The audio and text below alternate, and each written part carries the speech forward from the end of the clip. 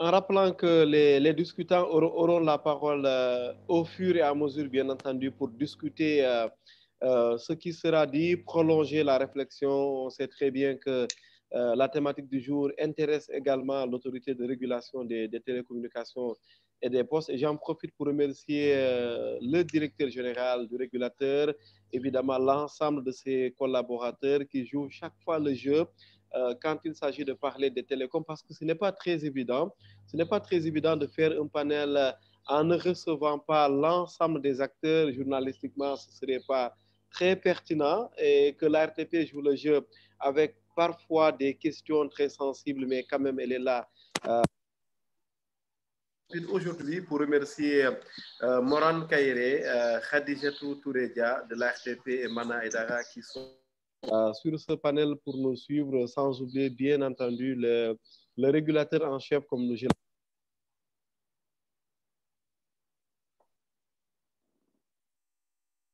En tout cas, bonsoir à tous, bienvenue. Merci infiniment d'être au rendez-vous. Je le disais hors micro et hors caméra tout à l'heure que ces panels auront bientôt 1 an, 2 ans.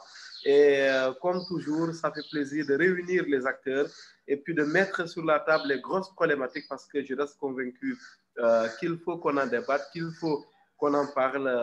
Retour d'expérience par-ci, échange simplement par là. Aujourd'hui, j'ai l'immense honneur de recevoir des acteurs du monde de la géographie et des télécoms. J'ai voulu faire se rencontrer ces deux types d'acteurs, même si, bien entendu, vous allez me dire qu'on ne peut pas faire des télécoms en dehors de la géographie. Forcément, on habite un territoire, donc on est au cœur de la géographie. Et aujourd'hui, j'ai le plaisir de recevoir Renaud Mendy et Mohamedou de l'autre côté. Khalifa Boubacar Sarr qui va également se joindre à nous, sans oublier nos discutants, bien entendu, qui vont se présenter tout à l'heure.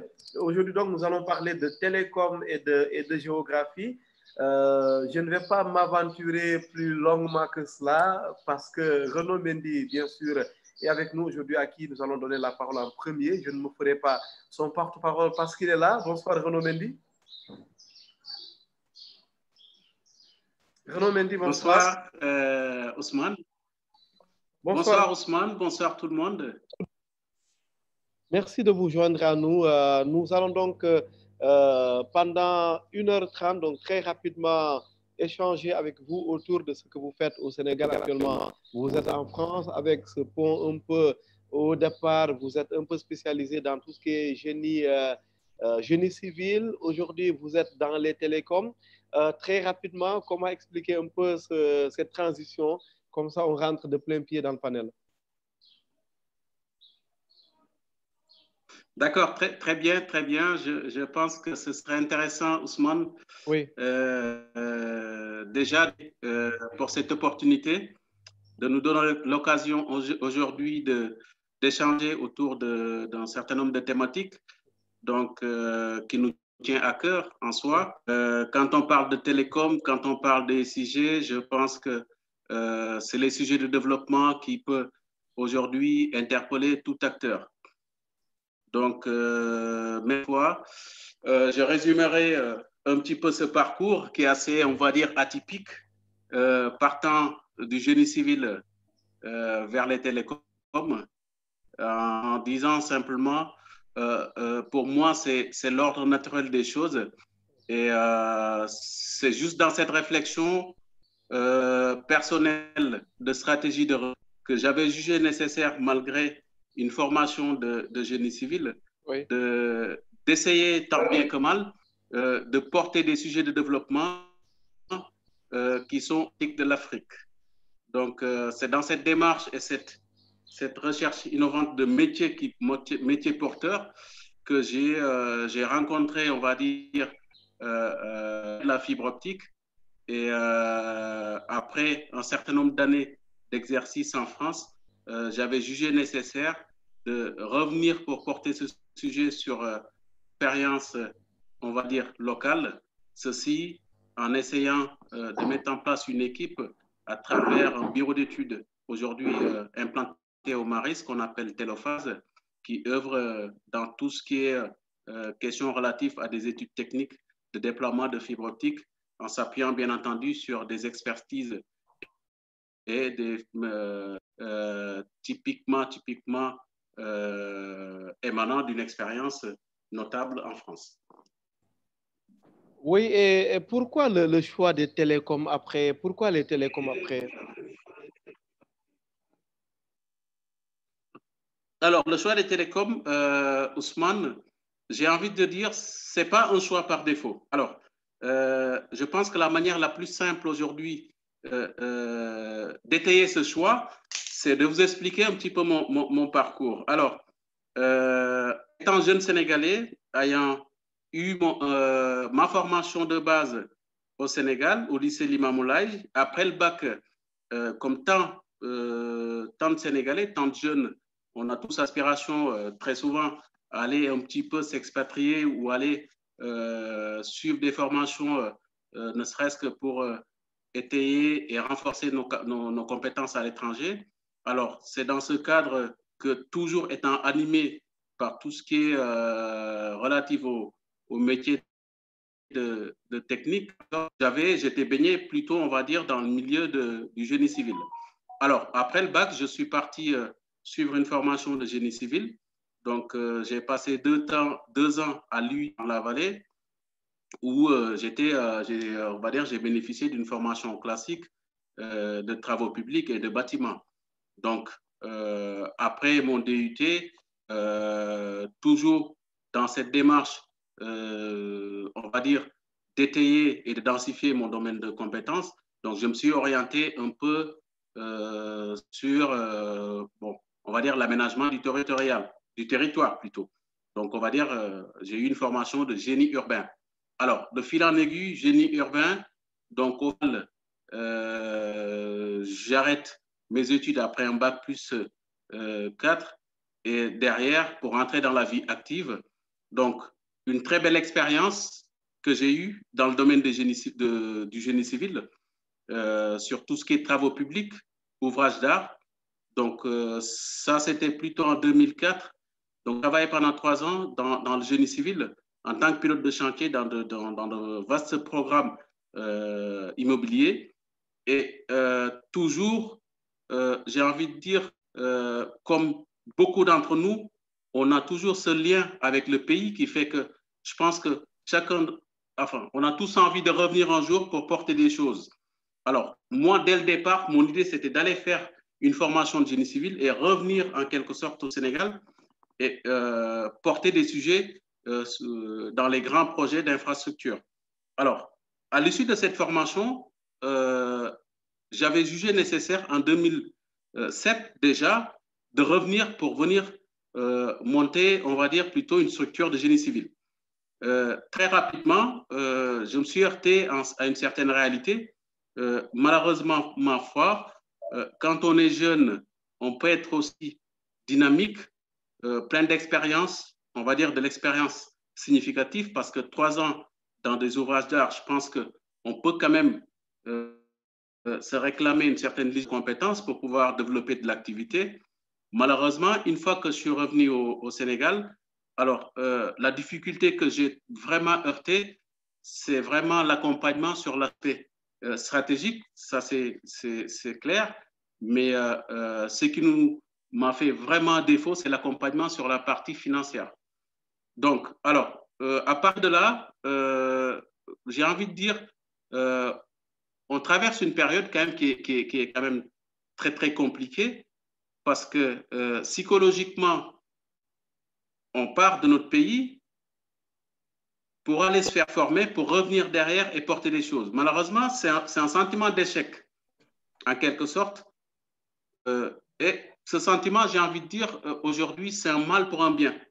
Parce que ça m'a permis, à un moment donné, de se poser les vraies questions qu'aujourd'hui, je pense que chaque expatrié devrait se poser. En quelque sorte, c'est la question à savoir quelle est ma stratégie de retour dans mon pays d'origine.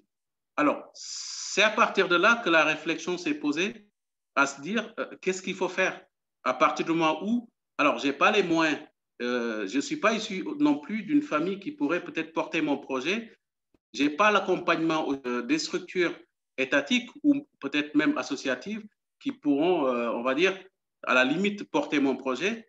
la réflexion, c'était alors, comment revenir dans le pays. Alors, c'est là où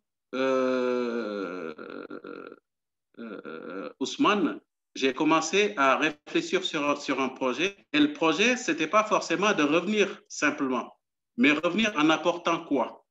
C'était ça la grande question.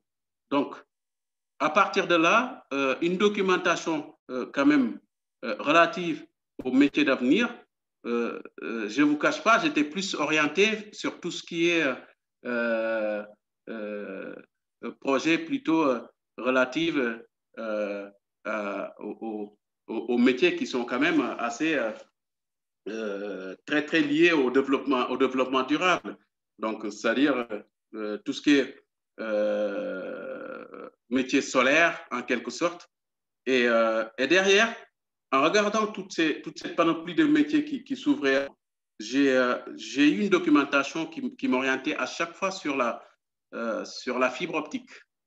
Alors, en ce moment-là, je me suis dit, okay, donc tant qu'à faire, certes, j'ai une formation de génie civil, mais est-ce que la bonne démarche, ce ne serait pas de faire encore profil bas et aller essayer d'apprendre un métier qui pourrait venir régler et même accompagner le développement de notre très cher pays. Voilà. C'est cette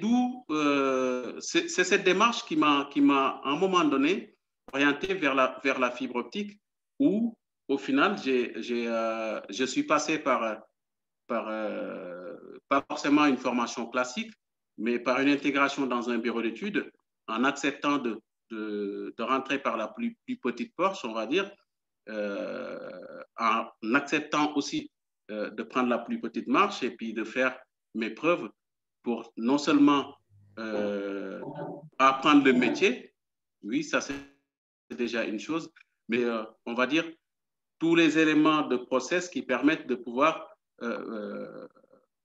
comprendre et maîtriser le déploiement de la fibre de manière globale. Voilà. En résumé, c'est un peu les circonstances qui ont fait qu'aujourd'hui, bah, on va dire, je ne fais plus mon métier de base et que je fais la fibre optique. Enfin, la fibre optique, mais les télécoms de manière globale et particulièrement la fibre optique. Oui, la cartographie de la fibre optique, qu'est-ce que vous pouvez nous en dire? Je suis d'ailleurs à quelques mètres et quelques minutes de la cité Keur-Gorgui, que vous connaissez bien, Renault à Dakar. La cartographie de la fibre optique, en quoi est-ce que c'est intéressant pour les acteurs télécoms, par exemple? Donc, je salue ta question, Ousmane, et j'ai envie d'amener des éléments de réponse en posant une question, en quelque sorte, simplement, en me disant qu'est-ce qu'on aurait dû faire, qu'est-ce qu'on aurait pu faire dans les télécoms sans la cartographie. Et à partir de là, la réflexion devient plus simple pour moi, puisque j'ai eu cette opportunité de travailler dans les télécoms, de faire du déploiement de la fibre sans utiliser, on va dire plutôt les SIG, sans connaître les SIG. Et au final, ces dernières années, avec l'usage des SIG dans le métier, faire autrement les choses. Voilà. Donc, alors, j'ai envie de dire, faire des télécoms d'études, on aurait pu le faire en quelque sorte sans les SIG. Mais quelle est la pertinence aujourd'hui de traiter des données dont on ne maîtrise pas la géographie. La position géographique, en sorte, et sans maîtriser aujourd'hui l'espace dans lequel on déroule le programme. Donc, moi, j'ai commencé à travailler dans les grands projets de Paris quand on faisait le déploiement tout à l'égout, en quelque sorte, où l'usage, les outils qu'on utilisait, c'était les outils de la DAO, où l'ensemble de la poche est segmenté, l'ensemble du programme est segmenté par des fichiers. et qu'on était plus dans une logique de dessin. Et au final, le résultat, c'est le programme de déploiement, on le mettait sur papier. Alors, certes, c'était bien parce que ça a permis d'avancer dans le programme. L'enseignement avec le recul que j'ai aujourd'hui, c'est que avec les systèmes d'information géographique, on a la maîtrise de. Et quand on connaît l'importance de la donnée aujourd'hui dans la décision, je pense que tout acteur devrait réfléchir aujourd'hui sur comment faire les choses de manière beaucoup plus efficiente. Alors, la cartographie, en quelque sorte, permet de modéliser en quelque sorte un réseau en utilisant un certain nombre de techniques de maillage qui permet de garantir un dimensionnement, bien entendu basé sur des études géomarketing qui permettent de pérenniser un réseau, surtout dans la phase de commercialisation, et d'avoir une maîtrise parfaite en termes de couverture, en termes de dimensionnement et en termes de qualité, en quelque sorte. Alors, pour revenir un petit peu à la question, moi, j'ai vu le déploiement aujourd'hui en tant qu'acteur se dérouler de sorte. L'enseignement que je peux aujourd'hui en tirer et ce que je peux en dire aujourd'hui, c'est que sur la partie cartographie, aujourd'hui, on y gagnerait beaucoup plus en utilisant un certain nombre de systèmes d'information qui sont pour la plupart du open source, hein, qui ne coûte pas forcément très, très cher. Oui. Ou soit on peut aussi s'orienter sur le développement du libre, hein, en quelque sorte. Mais en résumé, quand on fait un réseau déployé avec des outils qui sont relativement des outils de dessin, que ce soit du DAO ou soit du Google Earth, on n'a pas forcément la même lecture, la même, on va dire, on n'a pas la même maîtrise de l'information que quand on utilise du SIG qui permet d'être plus... Oui, tu peux terminer, Renaud? Voilà. Ce que je veux dire aujourd'hui, les SIG, aujourd'hui, un certain nombre de données, en quelque sorte, avec la maîtrise aujourd'hui géographique, la maîtrise de la donnée, et permettent d'avoir, on va dire, une lecture beaucoup plus pertinente, en quelque sorte, en termes d'exploitation, commercialisation du réseau, en quelque sorte. D'accord, d'accord. Merci. On te revient tout à l'heure, mais j'aimerais poser tout de même une dernière question. Aujourd'hui, vous offrez quel service? J'ai envie qu'on soit, par exemple, que vous donniez des cas concrets. Qu'est-ce que vous faites concrètement pour les acteurs télécoms au Sénégal? Rapidement, avant de donner la parole aux autres panélistes et de te revenir après, Renaud, s'il te plaît.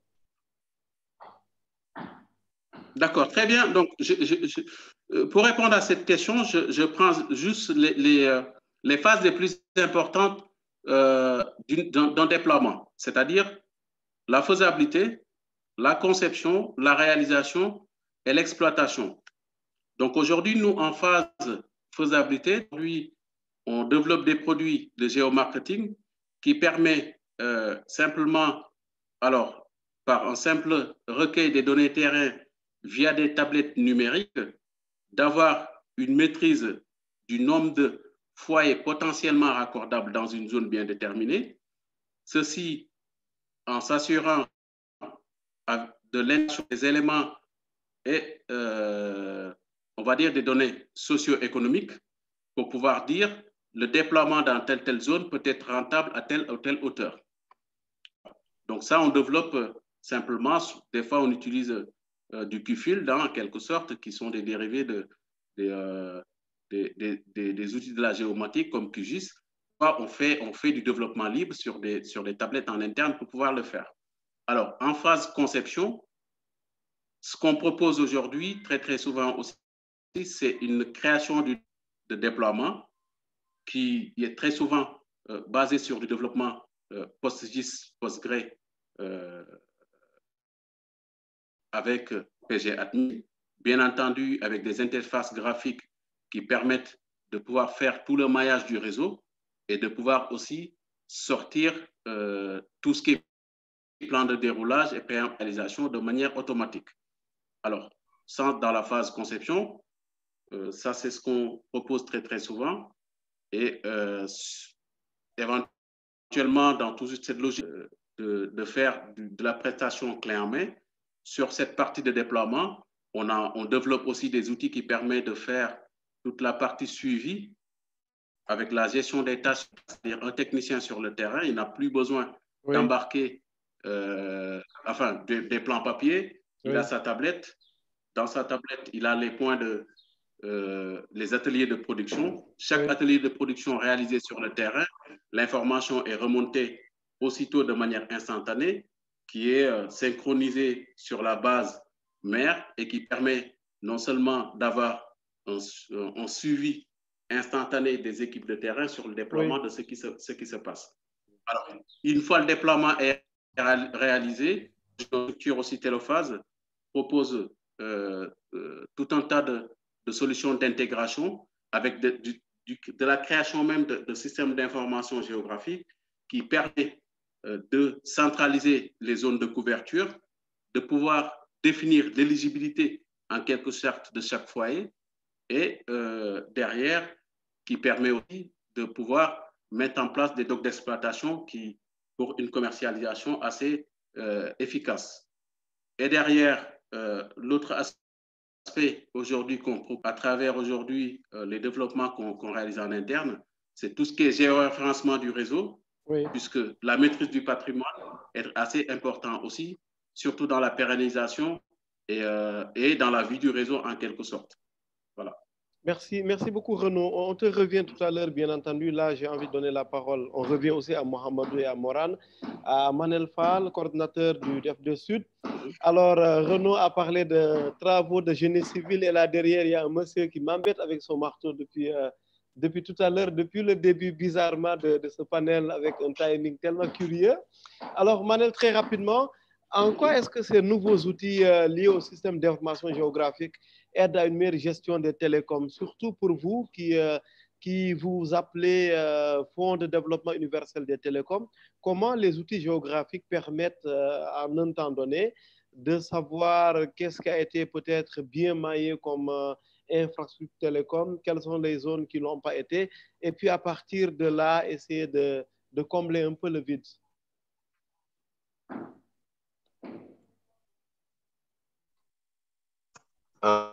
Oui, rebonjour à tous. Merci Ousmane de me donner l'opportunité de m'exprimer sur ce sujet très, très, très intéressant pour le secteur des télécoms, en effet. Mais globalement, il nous est apparu au niveau du Fonds de développement du service universel des télécoms nécessaire d'avoir un outil d'aide à la gestion, un outil d'aide à la décision également. Parce que la couverture des zones blanches est une de nos priorités au niveau du FD Sud. Et pour ce faire, je pense que la maîtrise de certains outils comme le SIG, pour lequel nous avons lancé un marché l'année dernière, peut être très, très important. Je ne reviendrai pas sur les aspects techniques dont M. Mendy a fait état tout au long de son exposé, qui démontre à souhait l'importance et tout ce qu'il est possible de faire de manière prévisionnelle et à l'instant T dans le cadre d'un déploiement. Juste pour dire que, en tout cas, nous, il nous est apparu, compte tenu des données de déploiement des opérateurs, qui sont parfois des données stratégiques, hein, parce que il faut savoir que, d'une manière générale, dans le secteur des télécoms, la concurrence par les infrastructures, c'est une réalité. C'est-à-dire que l'opérateur qui offre la meilleure couverture du territoire, la meilleure infrastructure, effectivement, bénéficie d'un avantage concurrentiel par rapport à ses concurrents. Et donc, la maîtrise de ces éléments, de ces données, en quelque sorte, également font partie de leur stratégie. Mais pour avoir une visibilité sur l'état de couverture du territoire, sur les plans de déploiement à venir, il est important que nous, au niveau du Fonds de développement du service universel, on ait un outil d'aide en réalité à la décision qui nous permet de voir dans quelle mesure il est important d'envisager de nouvelles dessertes par rapport à ce qui est prévu dans le plan des opérateurs. Et donc, ces poches qui ne sont pas couvertes, qu'on appelle communément des zones blanches, elles nous intéressent en particulier. Et c'est pour ça que nous avons pensé qu'il était nécessaire effectivement de mettre en place un SIG. Ceci, évidemment, avec les régulateurs, avec les opérateurs, avec l'ensemble des parties prenantes, les collectivités locales, au besoin, pour disposer de suffisamment d'informations et puis mener tout simplement à bien notre mission. Oui. Oui, allez-y. Oui, est-ce que vous pensez que cela permettrait d'avancer très, très vite? Parce qu'il peut y avoir, par exemple, certes, de très bonnes volontés, de très bonnes intentions, pardon, mais après que ça tarde, est-ce que pour le FD Sud, aujourd'hui, au Sénégal, en janvier 2022, on peut, à travers des outils comme ça, savoir à partir de Dakar qu'est-ce qui ne marche pas, qu'est-ce qu'il faudrait combler comme gap pour avancer dans le cadre un peu des missions comme celle du fonds que vous dirigez? Mais en fait, c'est l'ambition de cette technologie, de cette solution, du moins. C'est vraiment de pouvoir apporter ce genre de réponse. Je pense qu'aujourd'hui, de manière cohérente ou de manière efficace, on ne peut envisager la mise en place de nouvelles dessertes que si nous avons une connaissance de l'environnement géographique dans lequel on se connaît et des projets de couverture que les opérateurs eux-mêmes ont. Parce qu'en fait, ça n'a pas de sens pour le fonds d'intervenir de participer au développement ou au déploiement d'infrastructures, là où des opérateurs privés sont en réalité en mesure de le faire et là où il est de leur ressort, à travers les cahiers de charges, de le faire. Donc, c'est réellement là où, effectivement, il y a un gap, dans le sens où il y a des besoins qui ne peuvent pas être pris en charge parce que économiquement non rentables pour les opérateurs, qu'il est important pour le fonds, effectivement, de supporter à travers une subvention une partie de ce déploiement. Donc, nous n'avons pas pour vocation de mettre des infrastructures partout où il semble nécessaire de le faire. Mais notre intervention est encadrée dans la mesure où, de manière réglementaire, on nous demande d'apporter une subvention pour promouvoir le développement de ces infrastructures et au bout offrir aux populations des services de télécommunication d'une manière générale. Et c'est là où, effectivement, il est important pour nous d'avoir des éléments d'appréciation. Et le système d'information géographique que nous avons voulu, ma foi, participe à cela. C'est important parce qu'il est important de gérer de manière parcimonieuse les ressources que nous avons et ne pas aller dans des investissements tout azimut sans tenir compte des prédispositions des opérateurs et de la réalité. On a parlé de démographie, qui est un facteur également à prendre en compte dans le cadre de ces déploiements pour les opérateurs. Mais disons que nous avons d'autres préoccupations et qui peuvent ne pas être celles communément des opérateurs. Par rapport au nombre de populations requises pour bénéficier d'une infrastructure, on va se retrouver dans des seuils qui sont très minimes par rapport, par exemple, aux projections de déploiement que les opérateurs ont l'obligation d'atteindre dans le cadre de leur cahier des charges. Évidemment, nous, lorsqu'il y a un hameau avec 50 personnes, ça va faire partir des critères d'éligibilité en termes de couverture. Il n'est pas dit que ce soit le cas pour des opérateurs. Et sur la partie non rentable de cet investissement, il est important effectivement que l'État, à travers le Fonds de développement du service universel, puisse intervenir dans le cadre de ces préoccupations. Je rappelle qu'aujourd'hui, avoir accès aux infrastructures de télécommunication et par la même occasion aux services de télécommunication, c'est un droit. C'est un droit pour les populations, ne serait-ce que pour passer un appel en direction des services d'urgence, ne serait-ce que voilà, pour ces raisons-là, on doit pouvoir bénéficier de ces infrastructures que les opérateurs sont appelés à déployer. Et effectivement, si nous avons la possibilité de promouvoir le développement de ces infrastructures à travers le levier qui est le fonds, ben, nous sommes preneurs. Mais encore une fois, il faut avoir une belle situation d'ensemble pour pouvoir apprécier l'intervention du fonds à ce niveau-là. Et cet outil géographique, cet outil d'analyse nous permet effectivement de pouvoir affiner nos décisions. Merci beaucoup, Manel Fall. Alors, je me tourne de nouveau vers Renaud Mendy parce que je veux un complément. Après, on donnera la parole à Mohamedou, à Moran et à tous les autres discutants. Renaud, très rapidement, est-ce qu'aujourd'hui, votre solution permet à partir de Dakar de tout géolocaliser en temps réel, de savoir les côtés les mieux maillés, les autres qui le sont moins? Est-ce que votre outil le permet aujourd'hui, très rapidement? Très rapidement, j'ai envie de dire, à partir du moment où on met en place un système d'information, ce qui est important, après, c'est le contenu. Après, malheureusement, aujourd'hui, le contenu, il est détenu par les opérateurs. Donc, aujourd'hui, nous, ce qu'on propose, en quelque sorte, c'est des systèmes d'information géographique qui permettent qui permet, on va dire, d'intégrer tout type de réseau. À partir du moment où ça répond à un certain nombre de modèles de données. Donc, aujourd'hui, l'infrastructure est peut-être mise à disposition, mais il faut derrière, on va dire, une démarche de tout opérateur qui puisse derrière mettre à disposition leur réseau pour que ça soit centralisé dans une base uniforme et avoir une lecture assez élargie sur tout le périmètre. Donc, c'est d'autant plus important que ce que disait monsieur Fall sur la fracture numérique. Donc, aujourd'hui, les CIG permettent aujourd'hui de relater et de mettre en Excel un certain nombre de défaillances pour que,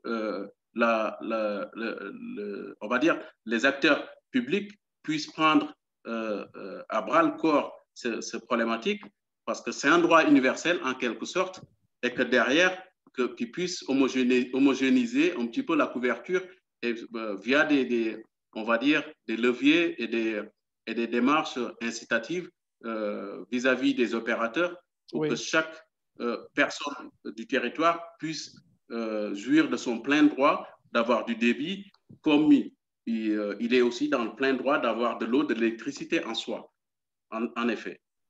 Merci Renaud. Alors, je sais que je vais donner la parole tout à l'heure à Mohamedou, mais pour alterner un peu entre acteurs des télécoms, je veux dire opérateurs, entre fonds de développement, entre régulateurs, j'aimerais donner la parole à Moran, après on revient vers Mohamedou. Moran Kairé, tu nous entends, Moran? Est-ce que Moran nous a... Moran Kairé? Alors, on va lui demander de réactiver son micro.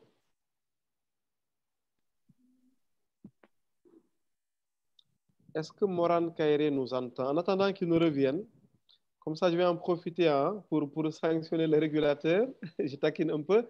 Moran est sûrement sur une autre piste. Là, je pense que ça devrait aller. Voilà. Moran, bonsoir. Oui, bonsoir. Comment ça va? Bien, alhamdulillah, Ousmane, ça va bien? Vous semblez n'être pas en forme. C'est quoi le problème? Je suis très bien en forme, oui, ça va bien. Ah, très bien. En fait, vous avez la géographie. À l'ARTP, vous vous occupez d'ailleurs toujours de cela, puisque vous êtes le chef du service infrastructure et aménagement du territoire. Je pense qu'on est au cœur de notre sujet. Aujourd'hui, comment est-ce que le régulateur que vous êtes pourrait utiliser de telles solutions pour une meilleure régulation des télécoms? Et je rappelle qu'on sort à peine d'une lourde polémique sur les sanctions pour défaut sur la qualité de service et la couverture. Aujourd'hui, comment est-ce que le régulateur pourrait s'inspirer de telles solutions pour mieux faire son job, son travail? Oui, bon, merci Ousmane, merci beaucoup. Bon, vous l'avez dit tout à l'heure, Je pense que mes prédécesseurs, Ronald Mendy et le président Manel, en a parlé tout à l'heure. Parce que vous savez en fait que l'ARTP, à travers le code, en fait, a en charge de la régulation des télécommunications. Donc, à travers ce nouveau code, donc, a introduit beaucoup de leviers régulatoires. Donc, en fait, à travers,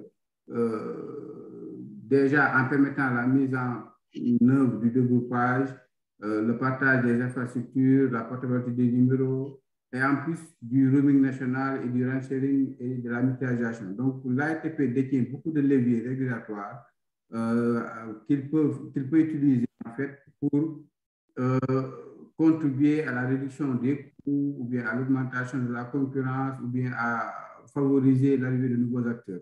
Donc, le sujet, en quelque sorte, permet à l'ARTP de pouvoir voir quel type de levier il faut activer à quelle zone bien déterminée.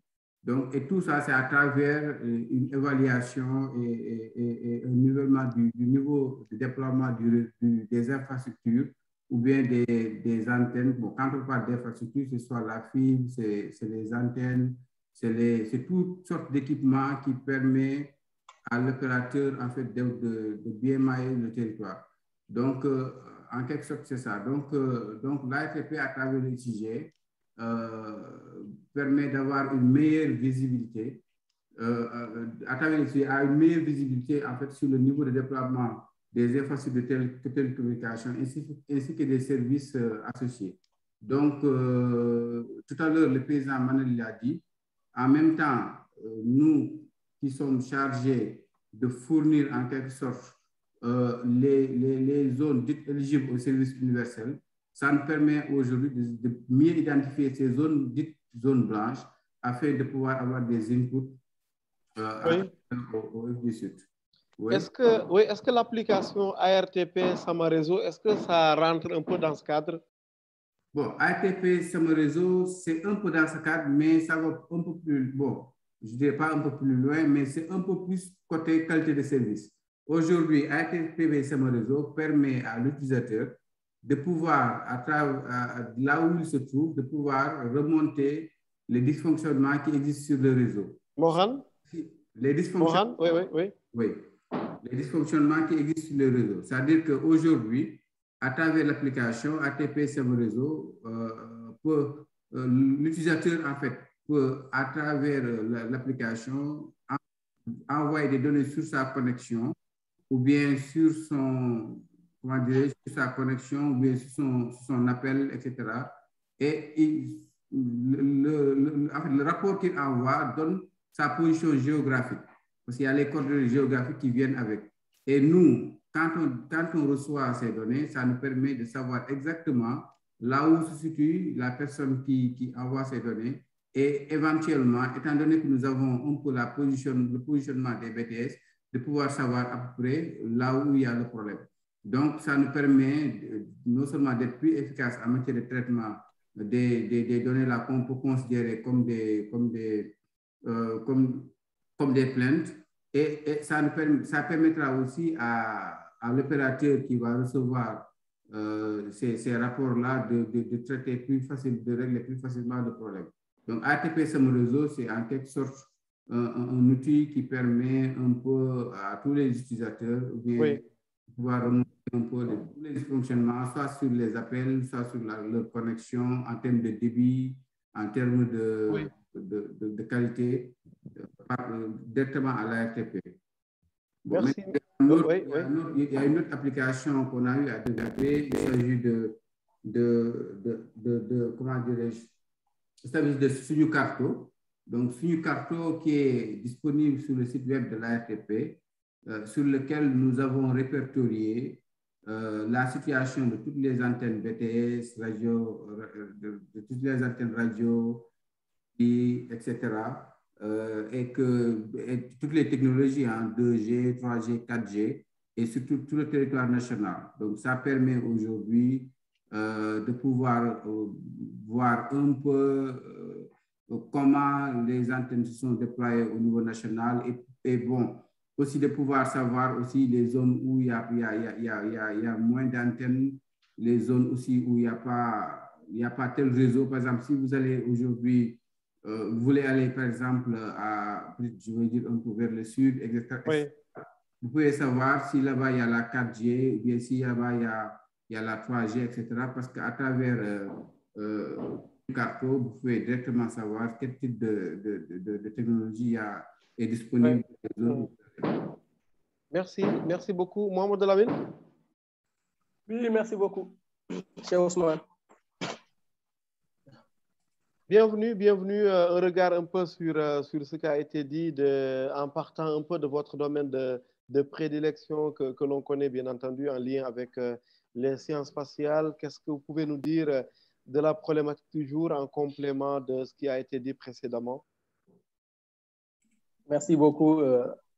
Ousmane, et j'en profite également pour saluer tous les autres panélistes, voilà, notamment M. Fall et M. Kairé, et particulièrement à M. Renaud Mendy, avec qui j'ai eu à travailler, j'ai eu à collaborer. Il était d'ailleurs, en fait, disons, mon boss, en fait, si je peux dire, au niveau de Téléphase, et j'en profite également pour le remercier pour cette franche collaboration qu'on a eu à faire durant ces dernières années.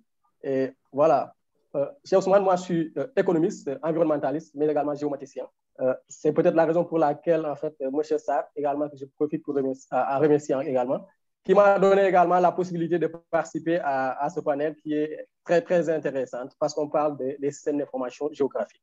Les systèmes d'information géographique, en fait, je vais peut-être faire un petit résumé de ce que ça signifie et également de son importance dans tous les domaines de la vie. Il s'agit en fait d'un ensemble d'outils, de méthodes, d'applications qu'on rassemble en fait pour aider en fait à la prise de décision. Donc, c'est un outil d'aide à la prise de décision qui s'applique d'ailleurs dans plusieurs domaines, que ce soit dans le domaine de l'agriculture, que ce soit dans le domaine de santé, avec les questions liées à l'accessibilité, que ce soit dans le domaine de l'éducation, lié à l'accessibilité également, mais aussi dans d'autres domaines liés à l'environnement. Voilà, en fait. Donc, particulièrement dans le domaine des télécommunications, on peut également en parler. On peut en parler, en fait, d'autant plus qu'on a eu l'occasion de travailler dans ce domaine avec M. Mendy, bien sûr. Et également, on a pu découvrir beaucoup de choses. Et au-delà de ça aussi, en fait, au-delà de la cartographie de la fibre optique, comme on l'a si bien fait au niveau du cabinet Téléphase, c'est en fait, comme on dit, en fait, si vous n'avez pas en fait l'information spatiale, vous ne pouvez pas en fait prendre une décision en fait sur le territoire, ou bien ce serait trop compliqué. Donc, c'est la base de tout. C'est quand même, en fait, comme on dit, il y a deux approches technologiques qui nous permettent, en fait, de manipuler l'information à partir des outils informatiques et l'approche fonctionnelle qui nous permet, bien sûr, de communiquer l'information à partir des cartes. Donc, en fait, si on se réfère effectivement de cycles appliqués à la télécommunication, c'est effectivement la cartographie de fibre optique. Et en parlant de cartographie de fibre optique, donc, c'est la modélisation du territoire en prenant en compte l'ensemble des infrastructures télécom. C'est-à-dire que ce soit les poteaux que vous voyez ici, en fait, ici au Sénégal. Peut-être si vous dites, en fait, que moi, je collecte des poteaux, on va vous dire qu'en fait, peut-être vous êtes fou. Alors qu'en fait, c'est quelque chose de très important. Comme on dit, d'ailleurs, compter porte-lampe. Et c'est quelque chose d'ailleurs de très important. C'est donc, en fait, la cartographie de tout ce qui est infrastructure, que ce soit les poteaux FT ou bien les poteaux BT, c'est-à-dire les poteaux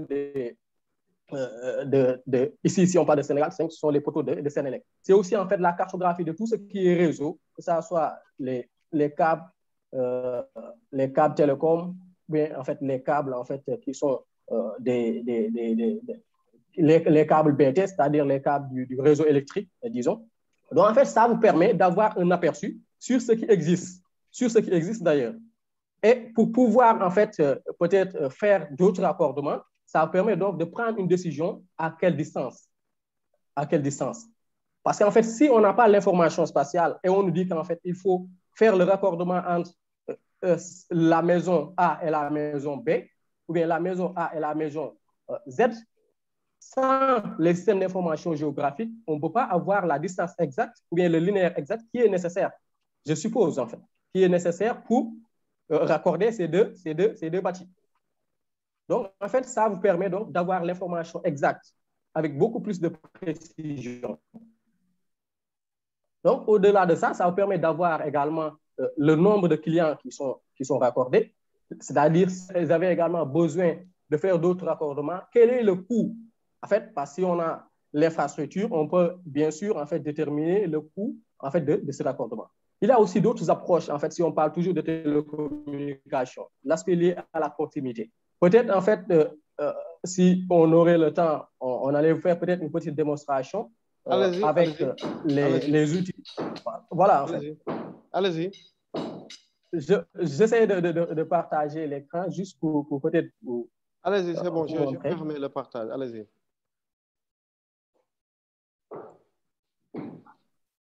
Mais il faut que quelqu'un parle en même temps. Voilà, en fait, c'est. Voilà, c'est très bien. J'ai créé un peu le vide d'antenne, oui. Voilà, en fait, ça, c'est juste pour vous donner un aperçu des systèmes d'information géographique. Là, on a une base de données. Peut-être, en fait, ici, on travaille bien évidemment sur les infrastructures au niveau des passés satellites, mais en fait, on peut se baser sur ça juste pour vous montrer, en fait, quelques utilités, en fait, des systèmes d'information géographique. Parce qu'ici, vous pouvez avoir peut-être ici les populations, parce que ne serait-ce qu'en fait, sur la base de cette information, vous pouvez bien sûr déterminer la potentialité en termes de revenus, ou bien en termes de raccordement. Donc, cette information déjà ici, en fait, en un seul, ou bien en quelques clics, vous pouvez voir ici, en fait, quelles sont en fait les localités qui sont là où on a beaucoup plus sur le plan démographique, là où il y a beaucoup plus de population. Si vous voyez ici, en un seul clic, vous voyez ici, en fait, à droite, l'information qui est là, qui nous donne le nombre de ménages, le nombre de ménages qui est là, en fait, 1586 ménages. Et là, en fait, vous pouvez avoir également la population au niveau qui est 11 775. Donc, c'est juste un aperçu. Mais aussi, en fait, il y a ce qu'on appelle les zones tampons. J'ai entendu un des panélistes parler des antennes. Mais effectivement, à partir des antennes aussi, en fait, l'implantation des cycles, pour ne pas avoir peut-être une superposition ou bien, en fait, des antennes partout. Par exemple, en fait, on veut implanter une antenne quelque part, on peut utiliser les systèmes d'information géographique en se basant également sur ce qui existe déjà, c'est-à-dire ce qui existe sur le territoire. Oui. Supposons, par exemple, qu'il y a ici une contrainte qui nous empêche de poser, en fait, cette antenne. Alors, c'est-à-dire, les SIC, c'est-à-dire le système d'information géographique, nous permet d'utiliser cet ensemble de contraintes pour pouvoir, en fait, dire qu'en fait, le réseau doit passer, en fait, par là.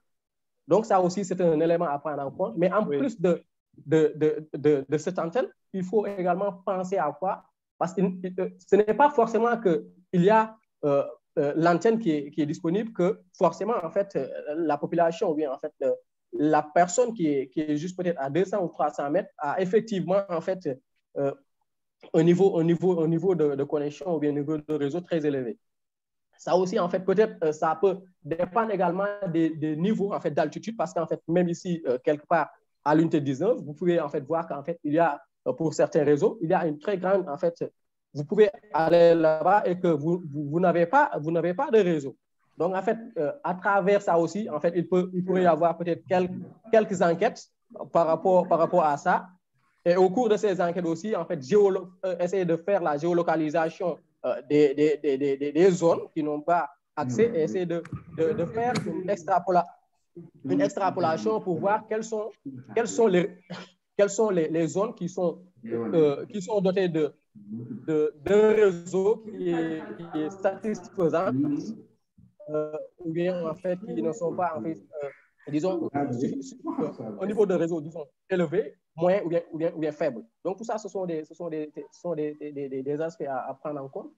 Pour une antenne, disons, qui est juste ici, disons, dans cette zone, on peut créer un buffer si on suppose bien sûr que les antennes vont donner une couverture de réseau pour un rayon de 300 ou bien 400 mètres, on peut bien sûr utiliser les outils SIC. Les outils SIC nous permettent à partir de l'outil buffer, donc de savoir quelles sont donc les maisons qui sont bien sûr qui ont accès à cette, disons, qui ont accès à cette antenne. Donc, il y a un ensemble d'outils, bien sûr. On pourrait, bien sûr, faire la modélisation, mais aussi on peut parler de ce qu'on appelle, en fait, la concurrence. La concurrence. Voilà. Parce qu'en fait, là, c'est peut-être du côté spécifique aux opérateurs. À partir des systèmes d'information géographique, on peut également définir en fait les zones qui sont beaucoup plus potentielles pour un opérateur. En fait, par exemple, si il veut implanter, par exemple, une nouvelle agence quelque part, liée d'ailleurs à la proximité, en fait, c'est-à-dire pour en fait au moins en fait faciliter l'accès des clients à ces services. Bien sûr, à travers les systèmes d'information géographique, on peut utiliser les outils de proximité pour déterminer cela. Donc, en fait, c'est d'ailleurs un ensemble de choses en fait, qu'on peut faire avec. Et comme je disais tout à l'heure, ça vous permet de réduire un ensemble de contraintes qui pourraient, en fait, augmenter le coût d'implantation d'un réseau. Donc, je pense qu'en fait, pour le moment, on peut se résumer à ça, en fait. Et pour peut-être, en fait, on pourrait essayer quelques traitements par rapport à ça.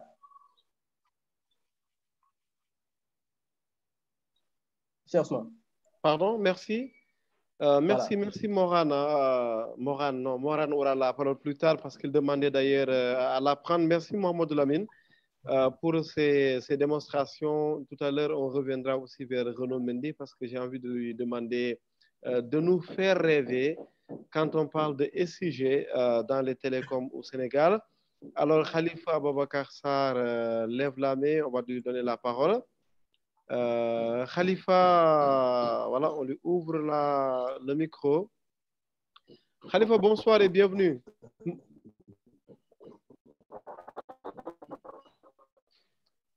Alors, apparemment, on a de gros soucis avec Khalifa, mais comme la RTP est là, on va tout régler. Tout le monde. Je remercie mon grand frère. Allô? Voilà, Khalifa, c'est bon, ça marche. Bienvenue. Vous m'entendez? Oui, bonsoir tout le monde. Bonsoir, surtout mon grand frère Manel, parce que j'ai partagé la même classe avec son jeune frère Dongo Fall, Cheikh Dongo. Oh. Et j'éprouve aussi beaucoup de plaisir à retrouver mon jeune frère Moran Kairé et aussi mon collègue Renaud et Mohamed Lamine. Mohamed Lamine qui a géré la maison parce que j'étais dans le colloque Amad Dansokho depuis ce matin où j'intervenais dans le financement du climat, etc. au Sénégal. Donc, pour juste vous rejoindre, mais j'ai tout suivi, Ousmane, rassurez-vous, je ne peux pas faire HS. J'ai enseigné depuis 2008 sur les domaines de l'information géospatiale, mais aujourd'hui, je voudrais signaler 4 leviers qui pourraient aussi servir au TP avec beaucoup de nos amis avec qui on avait partagé l'université Gaston Berger. Il faut savoir que les programmes des universités sénégalaises ont beaucoup évolué. Oui. De ce qu'on appelle les mathématiques appliquées à l'informatique à aujourd'hui les sciences appliquées à la technologie. Dietel, le diplôme Dietel que vous-même vous connaissez, Ousmane, le diplôme d'ingénierie en électronique et télécommunications, qui a beaucoup donné des motifs de satisfaction au Sénégal et dans la sous-région. Mais moi, ce qui m'intéresse pour les systèmes d'information, on n'est pas sur du soft aujourd'hui, on est sur du hard. J'ai entendu tout à l'heure mon frère parler de Sama ARTP, Sama réseau avec l'application ARTP, sur nos cartes, etc. Mais effectivement, parfois au Sénégal, on rate un peu 4 piliers qui peuvent nous aider dans la démarche qualité. C'est-à-dire qu'il faudrait qu'on ait les données lucides aujourd'hui qui peuvent se transformer en information, d'où on parle de système d'information géographique.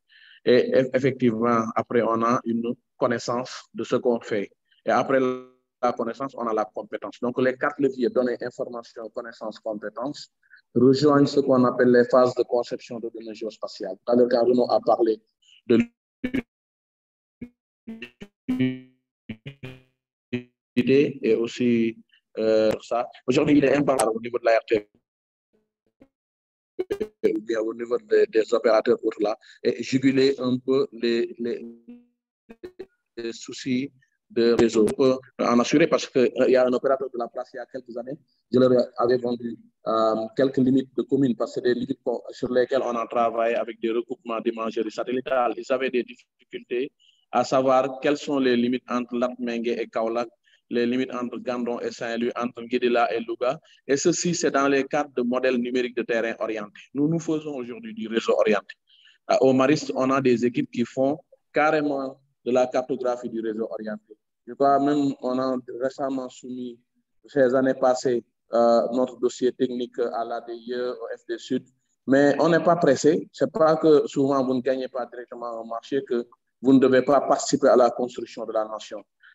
Ayant enseigné, ayant travaillé dans d'autres réseaux, parce que moi j'ai eu à installer le système d'information géographique et orienté déchets au niveau de l'UCG avec 2071 dépôts sauvages sur l'ensemble du territoire et 452 sites de forte production. Aujourd'hui, même le Promojet qui arrive doit se bâtir sur le système de gestion de base de données géospatiales orientées. Et ces réseaux distribués avec les 4 milliards que le Millennium Challenge Corporation injecte dans l'infrastructure de données géospatiales, on doit avoir un géorépertoire responsable. Je crois que cette émission-là doit nous informer sur pourquoi aujourd'hui on doit bâtir ces infrastructures, parce qu'il faut qu'on aille vers le droit du pollueur-payeur. Je vous donne l'exemple, le professeur Salif Kaï m'en avait parlé un jour. Le PTTS a une fois perdu son réseau de fibre optique avec des constructions où on a coupé la fibre pendant 3 mois. Ceci dans une université EPT, l'université polytechnique de Thiès. Et ça vous laisse penser qu'on a perdu combien de milliards en ces 3 mois-là. Donc moi, je voudrais juste axer mon propos et notre groupe Téléphase avec le compagnonnage de l'ingénierie globale africaine et aussi GMN, Jean-Michel Ngom Web, qui fait aussi de l'informatique, qui tient l'inspection générale des finances, son informatique avec la gestion électronique des documents. Pas que pour me résumer juste, Lamine l'a dit, il fut parmi nos excellents et brillants étudiants dans les années 2012, aujourd'hui qui finissent des thèses sur les changements climatiques. Je crois que tout est lié au Sénégal. On ne peut pas avoir des secteurs qui se détachent carrément. Il faudrait qu'on aille vers une intégration. Parce que les modules que je passais ces dernières années comme phase de conception de base de données géospatiales nous poussent à concevoir beaucoup d'éléments d'entités qui se recoupent à l'intérieur du Sénégal. Je suis expert associé aujourd'hui dans ce qu'on appelle les SDAG, les schémas directeurs de gestion des ressources en eau avec la DGPRE.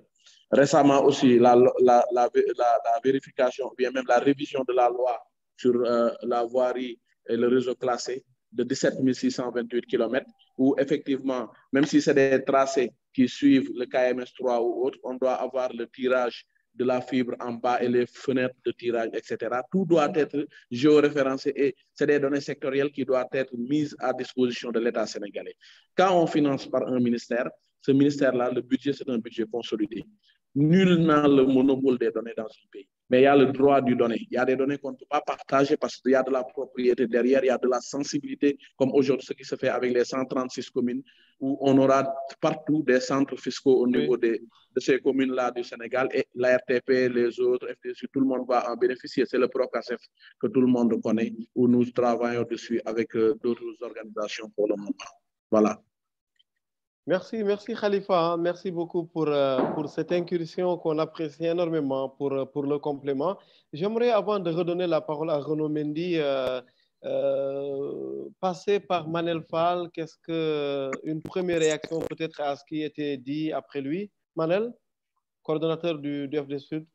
Oui, merci.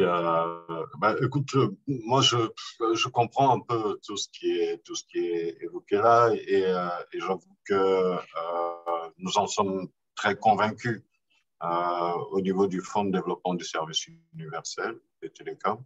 Je le dis, je le rappelle, hein, c'est pas parce qu'on a bien conscience de cette nécessité qu'on a eu à lancer un appel d'offres l'année dernière pour mettre en place un système d'information géographique. Et puis également par rapport aux défis qui nous attendent aussi.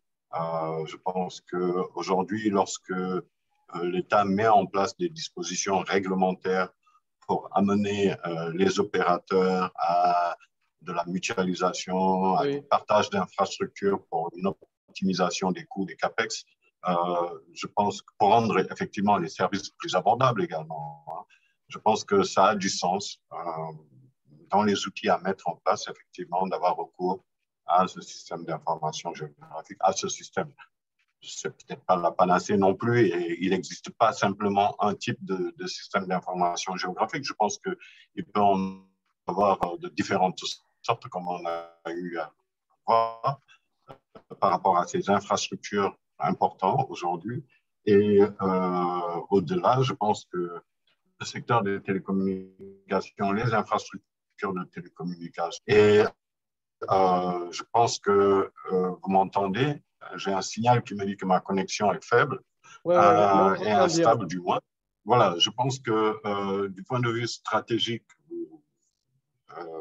avoir une cartographie de nos infrastructures critiques est importante. C'est valable pour le secteur de l'énergie, mais ça l'est d'autant plus pour le secteur des télécommunications. Et je pense que si l'État, à travers ses différents démembrements, veut avoir une politique cohérente en matière d'aménagement numérique du territoire, en matière de promotion, de déploiement des infrastructures, de la couverture optimale qui a lieu d'avoir, on ne peut pas faire l'économie de recourir à des outils de ce type qui, manifestement, nous aident à prendre les bonnes décisions. Voilà. Donc, je suis en phase et aligné par rapport à l'ensemble des propos qui ont été tenus ici. Et par contre, je n'ai pas eu connaissance des dossiers qui nous ont été transmis par Khalifa. Mais bon, nous, on a eu un appel d'offres recouvert dans la presse et beaucoup d'entreprises ont soumissionné pour ça. Et le marché a été attribué. Les procédures sont en cours, SIC qui sera d'ailleurs administré et hébergé par l'autorité de régulation, qui a accès justement à une certaine catégorie d'informations et de données sensibles des opérateurs auxquelles le FDSUD n'a pas accès, auxquelles d'autres acteurs n'ont pas accès. Mais je crois qu'aujourd'hui, ne serait-ce que dans la perspective du déploiement de la fibre optique aujourd'hui, avec, et ça, on s'en rend compte hein, très souvent, on a... je vais citer des opérateurs, Tigo, qui est sur le trottoir de gauche dans la rue, qui ouvre des tranchées pour passer sa fibre, alors que dans le trottoir de droite, vous avez la fibre d'Orange. On sait, et M. Mendy ne me démentira pas, le coût du génie civil dans le déploiement de ces infrastructures est quelque chose d'extrêmement important. Et je pense qu'arriver à une optimisation, parce qu'on a une meilleure visibilité des tracés et du déploiement des infrastructures et que des dispositions sont prises par l'État pour amener les opérateurs aujourd'hui à mutualiser leur déploiement, à partager les infrastructures. Je pense que tout doucement, on quitte un système où manifestement la concurrence par les infrastructures était encouragée parce que source d'investissement, très souvent, hein, on incite les opérateurs à investir dans le pays. C'est très important quand ils investissent énormément dans le pays. Je le comprends parfaitement, mais je pense que petit à petit, on va quitter cette logique pour aller vers une autre logique et l'État du Sénégal en a pris une disposition qui va vers celle d'une optimisation, d'un partage. Voilà. Et je pense que la concurrence, elle se fera par les services davantage que par les infrastructures. Infrastructures aujourd'hui qui sont devenues nécessaires parce que sur la partie passive des infrastructures, on peut le comprendre, hein, pour l'essentiel, c'est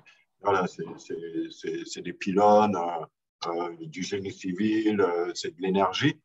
Sur la partie active, je pense que des évolutions sont à noter et que la concurrence, oui, elle passera par cette partie active et aussi par les services.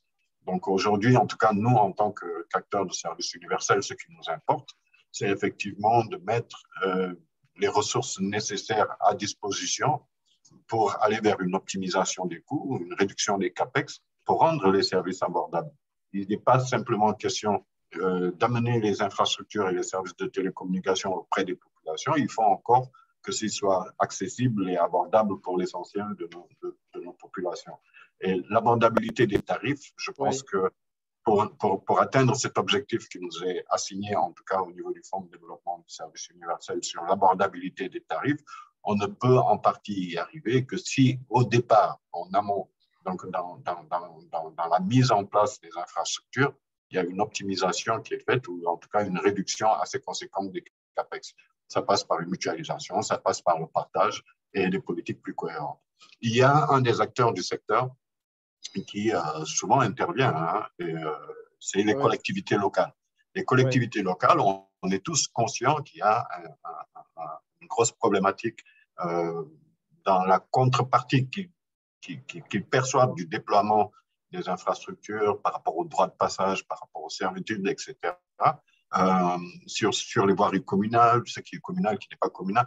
Mais la grosse problématique, elle tourne autour de l'appétit qu'il y a sur le secteur des télécommunications et pour lesquels les autorités décentralisées, notamment les communes, n'ont pas leur part du gâteau, quelque part, entre guillemets. Et je pense que la possibilité d'en faire des parties prenantes dans le déploiement des infrastructures, ne serait-ce que parce qu'ils ont une information géospatiale qu'ils détiennent de leur territoire, qui peuvent la monnayer, qui peuvent la partager, qui peuvent... Voilà, ça réduirait d'autant les problématiques liées aux finances ou en tout cas aux taxes communales sur les infrastructures de télécommunications. C'est toutes ces réflexions en fait qu'on a voulu, en tout cas pour lesquelles on a voulu trouver des solutions en mettant en place ce projet de SIG qui est spécifique aux télécommunications. Mais j'avoue que cet embryon peut-être pourrait nous amener à régler peut-être la question de la criticité de nos infrastructures et du caractère hautement important que représentent ces infrastructures en termes de cybercriminalité, de cybersécurité et des questions beaucoup plus élargies. Voilà. Merci beaucoup Manel. Avant de redonner la parole à Renaud, peut-être quelques nouvelles des Living Lab. On en est où actuellement? En un mot, s'il vous plaît. Nous sommes ravis parce que les conventions sont en train d'être signées. Certaines sont déjà signées. Nous poursuivons évidemment les signatures de conventions, qui est une étape importante dans le process, mais nous sentons un réel engouement du secteur. Nous avons rencontré, pas plus tard que hier, l'enseignement supérieur à travers la direction générale de l'enseignement supérieur. Et nous pensons que beaucoup de choses vont être faites avec le monde académique sur ces questions-là, la recherche et l'innovation, qui est en fait le but de ces Living Lab. Et je pense que nous ne pouvons pas ne pas prendre en charge la question de l'innovation si effectivement nous voulons être des acteurs de cet écosystème au lieu d'être de simples consommateurs. Et donc, oui, c'est un projet qui nous tient à cœur. Nous y mettrons tous les moyens. Raphaël, Ndoye et son équipe sont à pied d'œuvre sur ces questions-là. Et nous serons ravis de partager avec vous des informations sur l'état d'avancement de ce projet, si vous nous en donnez l'occasion et vous nous invitez pour en discuter. Je pense qu'à l'occasion, Raphaël pourrait être votre invité et pourrait partager avec vous amplement les projets et les réalisations dans ce domaine. Merci beaucoup Amadou Manel Fall. Je signale que vous êtes le coordinateur du Fonds de développement du service universel des télécoms et que tout à l'heure, je viens de faire le partage du lien vers notre chaîne YouTube parce qu'on retrouvera entre autres des thèmes en rapport avec bien sûr l'FD Sud, les télécoms, les systèmes d'information géographique. Là, à présent, on revient tout à l'heure vers Moran Kairé, bien sûr, de la RTP, mais avant, j'aimerais que Renaud Mendy nous fasse rêver davantage encore. Renaud, aujourd'hui, qu'est-ce que les SIG devraient encore permettre dans le secteur des télécoms au Sénégal? Est-ce qu'on peut aller au-delà de nos limites pour une meilleure expérience utilisateur auprès des populations? Merci Ousmane de ce retour. Je profite un petit peu de cette reprise de parole pour un petit peu étayer les propos de monsieur Fall. C'est vrai qu'on n'a pas besoin de on va dire de prêcher des convaincus, parce qu'on est tous autour aujourd'hui de ce panel convaincus du bien fondé des SIG. Alors, c'est encore mieux aujourd'hui quand on sait aujourd'hui l'apport que ça peut nous apporter. Alors, de cette analyse aussi, j'aimerais aujourd'hui juste, pour moi, à ma lecture personnelle de ce qui se passe aujourd'hui au Sénégal, une nécessité de densifier encore davantage les pouvoirs de l'ARTP, surtout dans, voilà, il faut je veux dire, un régulateur d'autant plus fort pour pouvoir organiser notamment cette volonté manifeste de tendre vers une mutualisation des infrastructures, ce qui est un levier aujourd'hui qui permet d'accélérer, entre autres, le déploiement et l'accès aux services universels, surtout le très haut débit dans les zones blanches. Donc, alors, j'ai envie de dire, ce ne serait même pas de vous faire rêver, mais je veux simplement partager du concret aujourd'hui de ce qu'on sait faire aujourd'hui. Quand on connaît les limites aujourd'hui de nos types de pays, en ce qui concerne aujourd'hui tous les éléments dont nous avons besoin aujourd'hui pour faire du déploiement des télécoms, aujourd'hui, les SIG apportent aujourd'hui, j'ai envie de dire, les ingrédients qui manquent pour que le déploiement puisse être beaucoup plus efficace et beaucoup plus rapide. Donc, je donne juste l'exemple aujourd'hui, si vous permettez de partager simplement un projet en cours. Allez-y.